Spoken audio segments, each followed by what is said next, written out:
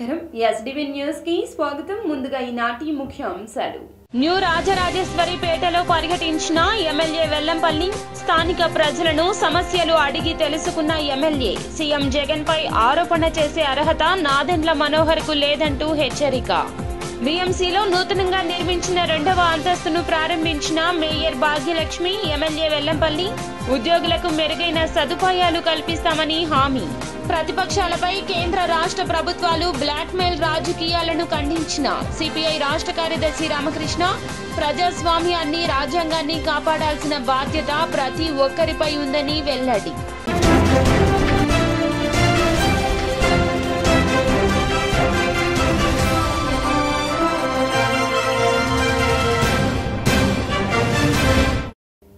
ఇక డీటెయిల్స్ చూస్తే సీఎం ను ప్రశ్నించే అర్హత నాదెండ్ల మనోహర్ కు లేదు అంటూ మాజీ మంత్రి వెల్లంపల్లి దుయ్యబట్టారు.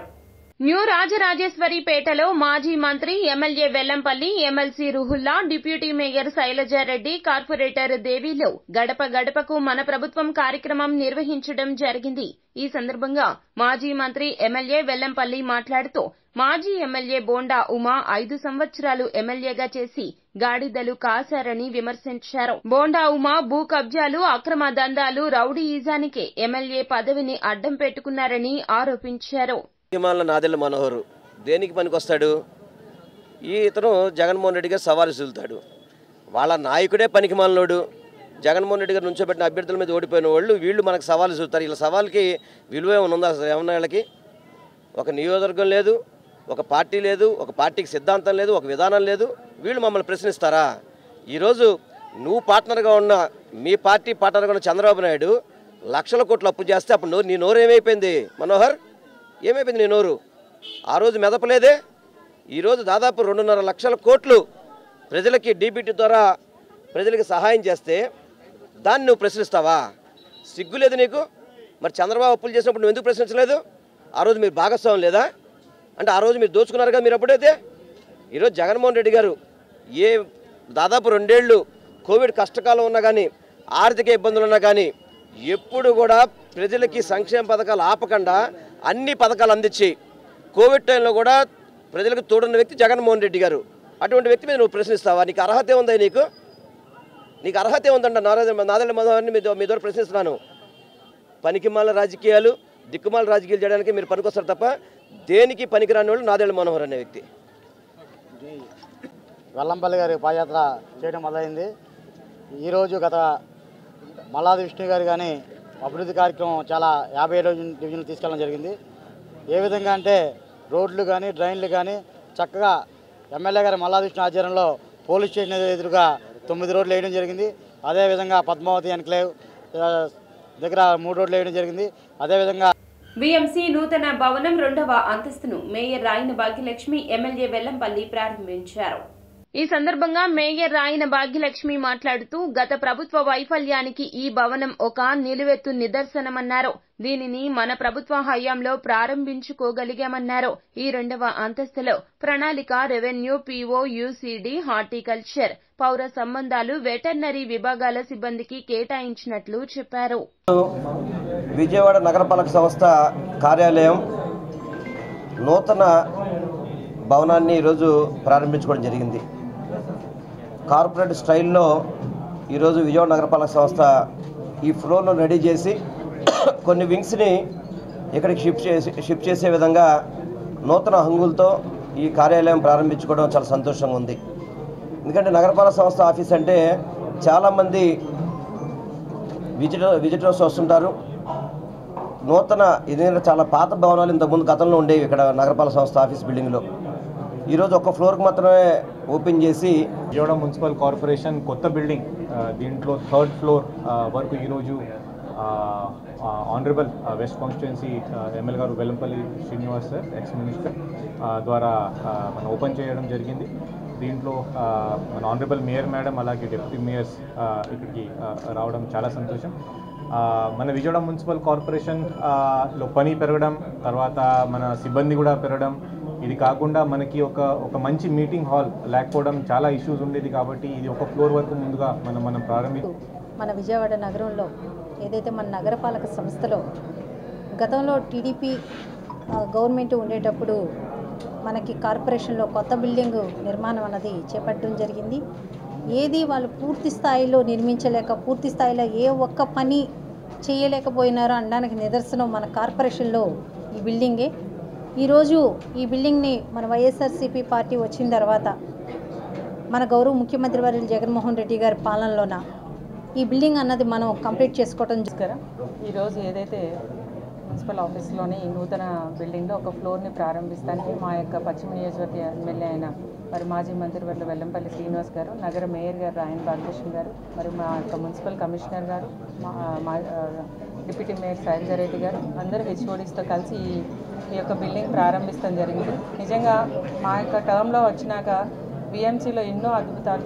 మెయిన్ ఆఫీస్లో ఉన్నటువంటి బిల్డింగ్ ఏదైతే తెలుగుదేశం పాలనలో మరి ఆర్భాటంగా కొబ్బరికాయలు కొట్టారు, కానీ ఆర్భాటంగా కొబ్బరికాయలు కొట్టడమే కానీ పని ఇది అక్కడ ఏంటంటే చేసినటువంటి దాఖలాలు ఎక్కడా కూడా కనిపించలా. ఇప్పుడు గౌరవ ముఖ్యమంత్రి గారి ఆదేశాల మేరకు, అలాగే గౌరవ ముఖ్యమంత్రి గారు ఏదైతే విజయవాడ నగరానికి కోట్ల రూపాయలు వెచ్చించి విజయవాడ నగరంలో, అలాగే ఏదైతే బిఎంసీలో ఉన్నటువంటి ఈ బిల్డింగ్కి సుమారుగా 3,35,00,000 రూపాయల అభివృద్ధి పదంలో మరి ముందుకు పోతోంది. అంటే మరి గత తెలుగుదేశం పాలకులు ప్రతిపక్షాలపై కేంద్ర రాష్ట్ర ప్రభుత్వాల బ్లాక్ మెయిల్ రాజకీయాలు ఖండిస్తున్నామని సిపిఐ రాష్ట్ర కార్యదర్శి రామకృష్ణ ఆరోపించారు. ప్రతిపక్ష పార్టీల నాయకులపై, ప్రజాప్రతినిధులపై కేంద్ర రాష్ట్ర ప్రభుత్వాల బ్లాక్ మెయిల్ రాజకీయాలను సిపిఐ రాష్ట్ర కార్యదర్శి కె రామకృష్ణ తీవ్రంగా ఖండించారు. ఈ మేరకు కె రామకృష్ణ ఒక ప్రకటన విడుదల చేశారు. తాను కొంతకాలం రాజకీయాలకు దూరంగా ఉంటానని ఎంపీ గల్లా జయదేవ్ ప్రకటించడం కేంద్ర రాష్ట్ర ప్రభుత్వాల బ్లాక్ మెయిల్ రాజకీయాలకు అద్దం పడుతోందన్నారు. ఏపీకి ప్రత్యేక హోదా గురించి ప్రశ్నించినందుకు ఎంపీగా ఉన్న గల్లా జయదేవ్ సంస్థలపై కేంద్రంలోని బీజేపీ ప్రభుత్వం దాడులు చేయించిందన్నారు. దేశానికి స్వాతంత్రం సిద్ధించి 77 సంవత్సరాల తర్వాత ఇవాళ ఈ దేశంలో భావ ప్రకటన స్వేచ్ఛ ఉందా లేదా అనే దానిపైన చర్చ జరగడం సూచన. ఎవరో కాదు, సాక్షాత్తు 10 ఏళ్ల పాటు పార్లమెంట్ సభ్యుడిగా ఉండి తెలుగుదేశం పార్టీ పార్లమెంటరీ నేతగా ఉన్నటువంటి గల్లా జయదేవ్ గారు ఇవాళ కేంద్ర రాష్ట్ర ప్రభుత్వాల యొక్క దుర్మార్గమైన వైఖరి వల్ల నేను రాజకీయాలకు దూరంగా ఉండదలుచుకున్నాను, స్వేచ్ఛగా ప్రజల తరఫున మాట్లాడడానికి అవకాశం లేనప్పుడు నేను పార్లమెంట్కి పోటీ చేయడం సరైనది కాదని చెప్పి ఆయన రాజకీయాలను తప్పుకుంటా ఉన్నారంటే ఈ దేశ పరిపాలకులందరూ కూడా సిగ్గుతో తలదించుకోవాలని డిమాండ్ చేస్తాం. ఎందుకంటే సాక్షాత్తు మన ఆంధ్రప్రదేశ్ రాష్ట్రానికి ప్రత్యేక హోదా ఇస్తామని పార్లమెంటు చెప్తే దానిపైన ఆయన గట్టిగా పార్లమెంట్లో మాట్లాడినందుకు, రాష్ట్ర ప్రజల తరఫున మాట్లాడినందుకు ఇవాళ ఆయన పైన ఈడీ రైట్స్ చేశారు. అదేవిధంగా ఇక్కడ మన రాష్ట్రంలో ముఖ్యమంత్రి జగన్మోహన్ రెడ్డి ఆయన వెంటబడి వేధించి అమర్ రాజా ఫ్యాక్టరీని వారిని తరలించడానికి కూడా ప్రయత్నం చేశాడు. అనేక రకాలుగా దుర్మార్గమైన చర్యలు పూనుకున్నాడు. చివరికి వారి విస్తరణ ఏదైతే ఉందో 9,600 కోట్ల రూపాయల పెట్టుబడులు పక్కనున్న తెలంగాణ రాష్ట్రం. భూ హక్కు చట్టాన్ని వ్యతిరేకిస్తూ విజయవాడ బార్ అసోసియేషన్ ఆధ్వర్యంలో నిరసన ప్రదర్శన నిర్వహించారు. సూర్యారావుపేటలోని న్యాయస్థానాలు ఎదురుగా రహదారిపై న్యాయవాది వలిబోయిన కిరణ్ ఆధ్వర్యంలో వంట వార్పు కార్యక్రమం నిర్వహించారు. మహిళా న్యాయవాదులు కూరగాయలు కోస్తూ, వీరికి మిగిలిన న్యాయవాదులు సహాయం చేస్తూ వినూత్న నిరసన వ్యక్తం చేశారు.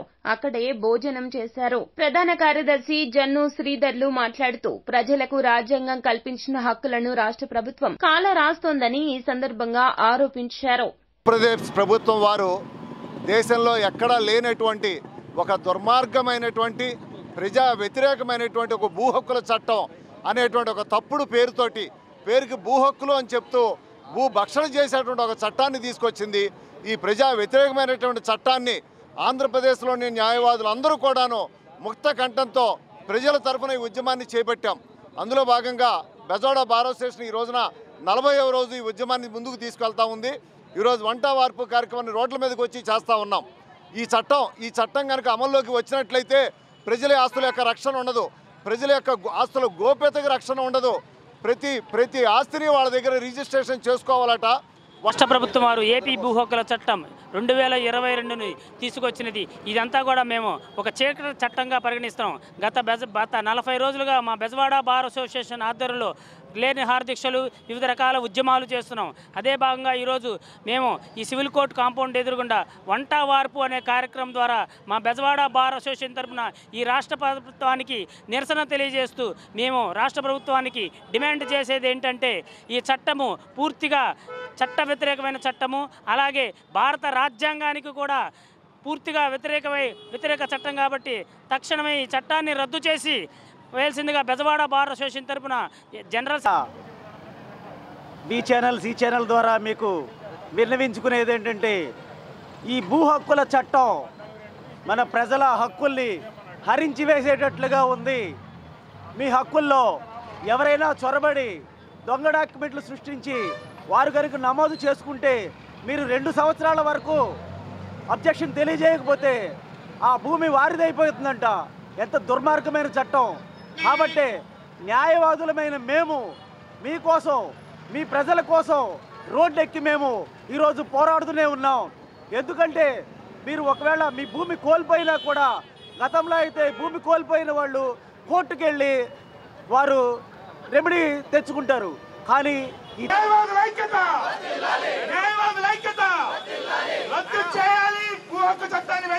ధాన్యం సొమ్ములో చెల్లింపులు నిర్లక్ష్య ధోరణి తగదంటూ ఏకొండూరు రైతులు నిరసన వ్యక్తం చేస్తున్నారు.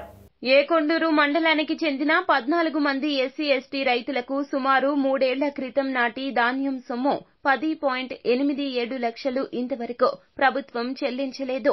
విసిగి వేసారిన రైతులు వ్యవసాయ కార్మిక సంఘం, రైతు సంఘం నాయకుల నేతృత్వంలో విజయవాడలోని కలెక్టరేట్లో నిరసనకు దిగారు, నినాదాలు చేశారు. సిపిఎం జిల్లా కార్యదర్శి డివి కృష్ణ మద్దతు ఇచ్చి మాట్లాడడం జరిగింది.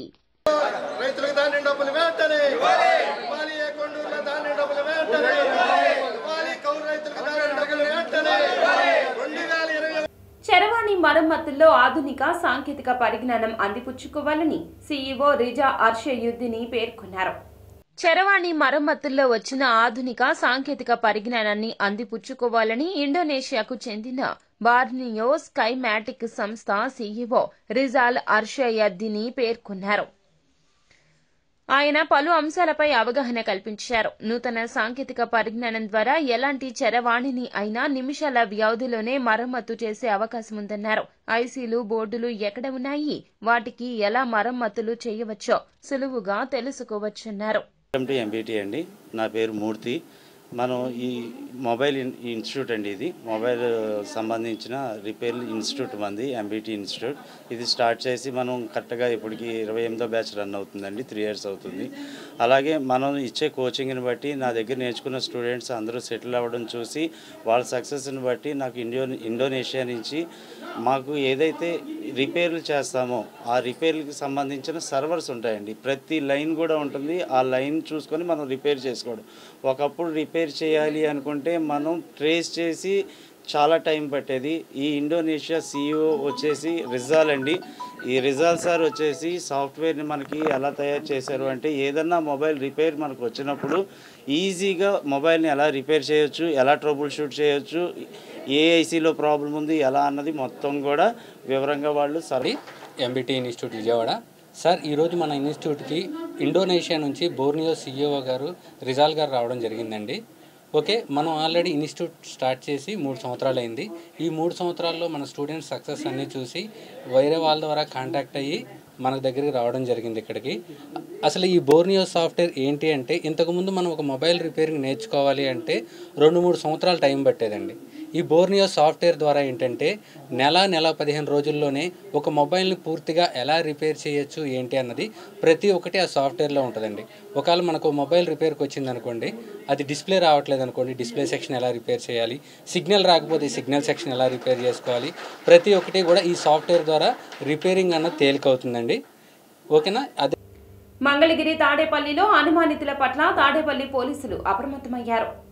తాడేపల్లి సాయిబాబా గుడి ఎదురుగా గుడారాలు వేసుకుని నివసిస్తున్న మహారాష్ట్రకు చెందిన వారిని, అక్కడే ఉంటున్న గంగిరెద్దులు ఆడించే వినుకొండకు చెందిన వారిని పోలీసులు విచారించి వివరాలు సేకరించారు. అపరిచితుల పట్ల అప్రమత్తంగా ఉండాలన్నారు.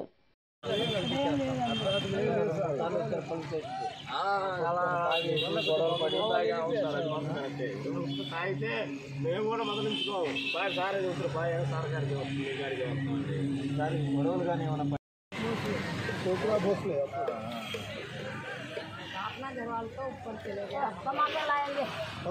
ఏ కంపెనీ అయినా మార్కెట్లో నిలబడాలి అంటే నూతన ఆవిష్కరణల అవసరం ఎంతైనా ఉందని హెచ్ఓడి డాక్టర్ రవి కిరణ్ వెల్లడించారు. విజయవాడ మొగల్రాజపురంలోని PB Siddhartha arts and science కళాశాలలో డిపార్ట్మెంట్ ఆఫ్ కంప్యూటర్ సైన్స్ ఆధ్వర్యంలో second international conference of recent innovations in computer science technology ప్రారంభమైంది. 3 రోజుల పాటు జరగనున్న ఈ కాన్ఫరెన్స్ కు వివిధ కంపెనీల ప్రతినిధులు హాజరయ్యారు. అనంతరం రవి కిరణ్ మాట్లాడుతూ విద్యార్థులకు నూతన ఆవిష్కరణల పట్ల అవగాహన పెంపొందించేందుకే ఈ కార్యక్రమాన్ని ఏర్పాటు చేశామన్నారు. నా పేరు doctor TS Ravi Kiran, PB Siddhartha కళాశాల computer science department head of the డిపార్ట్మెంట్గా ఉన్నాను. మేము ఈ సంవత్సరం కంప్యూటర్ సైన్స్ విద్యార్థులకు international conference on innovations and recent technologies అనే పాయింట్ మీద ఒక ఇంటర్నేషనల్ కాన్ఫరెన్స్ ఆర్గనైజ్ చేయడం జరుగుతుందండి. ఈ కాన్ఫరెన్స్ 3 రోజులు జరుగుతూ ఉంటుంది. ఈ కాన్ఫరెన్స్లో మా విద్యార్థులు ప్రపంచంలో వివిధ సంస్థల్లో పనిచేస్తున్న నిపుణులతో, ప్రొఫెసర్స్తో వాళ్ళు ఇంటరాక్ట్ అవుతారు. అలాగే రీసెర్చర్స్తో కూడా ఇంటరాక్ట్ అవ్వడం జరుగుతూ ఉంటుంది. ఈ ఇంటరాక్షన్లో భాగంలో కొత్త విషయాలు ఏం తెలుసుకోవచ్చు అని వాళ్ళు సలహాలు ఇవ్వటం జరుగుతూ ఉంటుంది. ఇప్పుడున్న ప్రస్తుత తరుణంలో ఒక కంపెనీ కానీ లేదా ఒక సంస్థ కానీ మనుగడ సాధించాలంటే ఆవిష్కరణలు అనేవి కంపల్సరీ అండి. తప్పక ఆవిష్కరణలు జరగాలి. ఆ ఆవిష్కరణలు జరగాలి అంటే పిల్లలకి, విద్యార్థులకి ఎంతో కొంత ఈ రీసెర్చ్ మీద అవగాహన. టీడీపీ అధినేత నారా చంద్రబాబు నాయుడుకి త్రుటిలో ప్రమాదం తప్పింది. దీంతో అక్కడ కొద్దిగా తోపులాట చోటు చేసుకుంది. ఈ క్రమంలో చంద్రబాబుని టీడీపీ నేతలు తోశారు. దీంతో చంద్రబాబు తుళ్లి పడబోయారు. తూర్పు గోదావరి జిల్లా రాజమండ్రిలో టీడీపీ ఏర్పాటు చేసిన రా కదలిరా సభలో టీడీపీ అధినేత చంద్రబాబుకి త్రుటిలో ప్రమాదం తప్పింది. బాబుకు శుభాకాంక్షలు తెలిపేందుకు బొకేలతో ఒక్కసారిగా స్టేజి మీదకు వచ్చేసిన టీడీపీ నేతలు. దీంతో అక్కడ కొద్దిగా తోపులాట చోటు చేసుకుంది.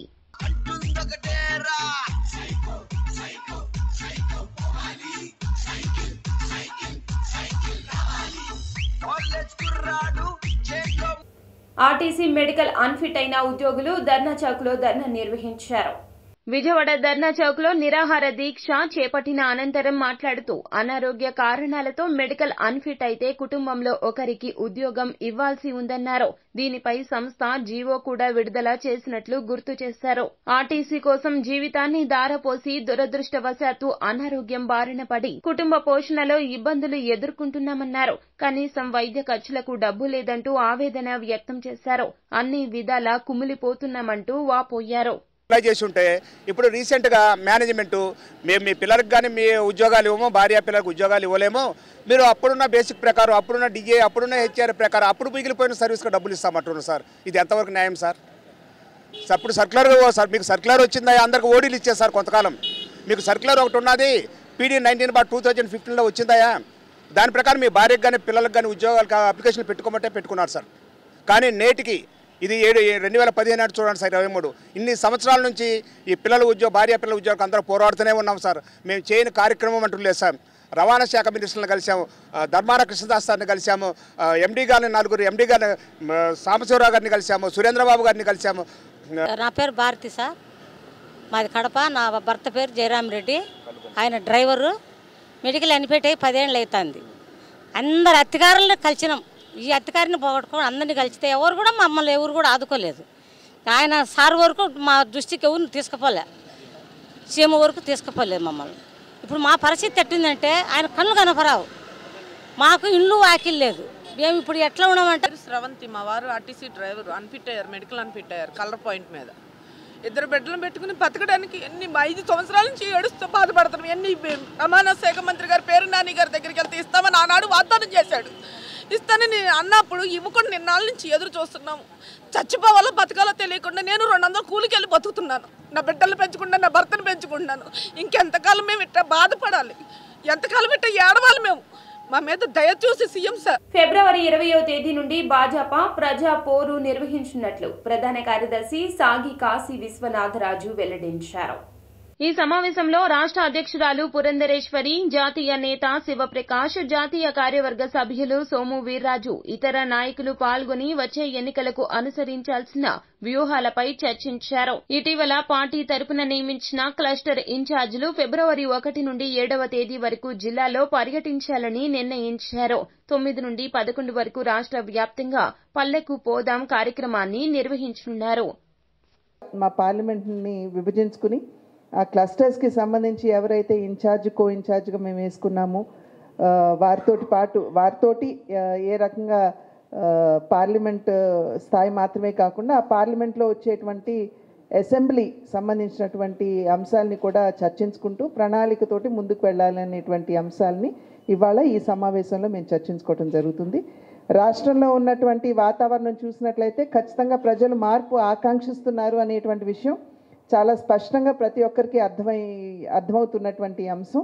ఇవాళ రాష్ట్రంలో అభివృద్ధికి తావు లేకుండా మరి ప్రజా సంక్షేమం పేరుతోటి కేవలం ఓటు రాజకీయాలు చేస్తున్నటువంటి నేపథ్యంలో ప్రజలందరూ కూడా మార్పు కావాలి, ఖచ్చితంగా ఆంధ్ర రాష్ట్రాన్ని అభివృద్ధి పదంలో నడిపించుకు వెళ్ళగల నాయకత్వాన్ని ఆశీర్వదించాలి అని చెప్పి వారందరూ కూడా ఎదురు చూస్తున్నటువంటి నేపథ్యంలో భారతీయ జనతా పార్టీ సత్యనారాయణపురం, గుంటూరు ఆక్స్ఫర్డ్ పాఠశాలలో విజ్ఞాన ప్రదర్శన నిర్వహించారు.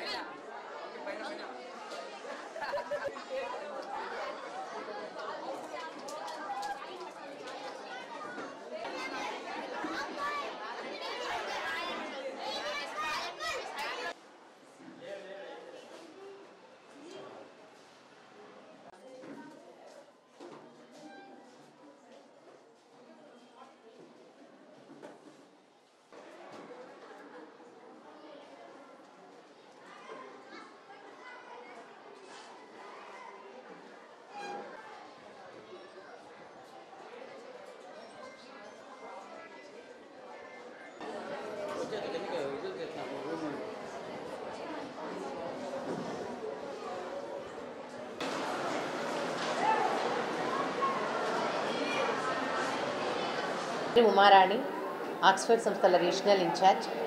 ఈరోజు స్థానిక సత్యనారాయణపురం ముత్యాలంపాడు బ్రాంచ్లో సైన్స్ ఎక్స్పోని నిర్వహించడం మాకెంతో సంతోషంగా ఉంది. ఈరోజు విద్యార్థులందరూ కూడా చక్కగా మంచి ప్రాజెక్ట్స్ని తయారు చేసి 100కు పైగా ప్రాజెక్ట్స్ని వాళ్ళు డిస్ప్లేలో ఉంచారు. విద్యార్థులకు వాళ్ళలో దాగి ఉన్నటువంటి సృజనాత్మక శక్తిని వెలికి తీయడానికి, మరి ప్రాక్టికల్ నాలెడ్జ్ని వాళ్ళకి కలిగించడానికి, ప్రయోగాత్మకమైన విశ్లేషణాత్మకమైనటువంటి అవగాహనని వైజ్ఞానిక శాస్త్రం పట్ల కలిగించడానికి కార్యక్రమాన్ని ఏర్పాటు చేయడం జరిగింది. ప్రతి సంవత్సరం కూడా ఇలాంటి కార్యక్రమాలను మేము ఏర్పాటు చేస్తూ ఉన్నాము. మరి మా ఉపాధ్యాయులందరూ ఒక 2 నెలల నుంచి అవిరామంగా. వార్తలు ముగించే ముందు ముఖ్య అంశాలు మరోసారి. న్యూ రాజరాజేశ్వరిపేటలో పర్యటించిన ఎమ్మెల్యే వెల్లంపల్లి, స్థానిక ప్రజలను సమస్యలు అడిగి తెలుసుకున్న ఎమ్మెల్యే. సీఎం జగన్ పై ఆరోపణ చేసే అర్హత నాదెండ్ల మనోహర్కు లేదంటూ హెచ్చరిక. బీఎంసీలో నూతనంగా నిర్మించిన 2వ అంతస్తును ప్రారంభించిన మేయర్ భాగ్యలక్ష్మి, ఎమ్మెల్యే వెల్లంపల్లి. ఉద్యోగులకు మెరుగైన సదుపాయాలు కల్పిస్తామని హామీ. ప్రతిపక్షాలపై కేంద్ర రాష్ట్ర ప్రభుత్వాలు బ్లాక్మెయిల్ రాజకీయాలను ఖండించిన సిపిఐ రాష్ట్ర కార్యదర్శి రామకృష్ణ, ప్రజాస్వామ్యాన్ని రాజ్యాంగాన్ని కాపాడాల్సిన బాధ్యత ప్రతి ఒక్కరిపై ఉందని వెల్లడి. ఎస్డివి న్యూస్ సమాప్తం. నమస్కారం.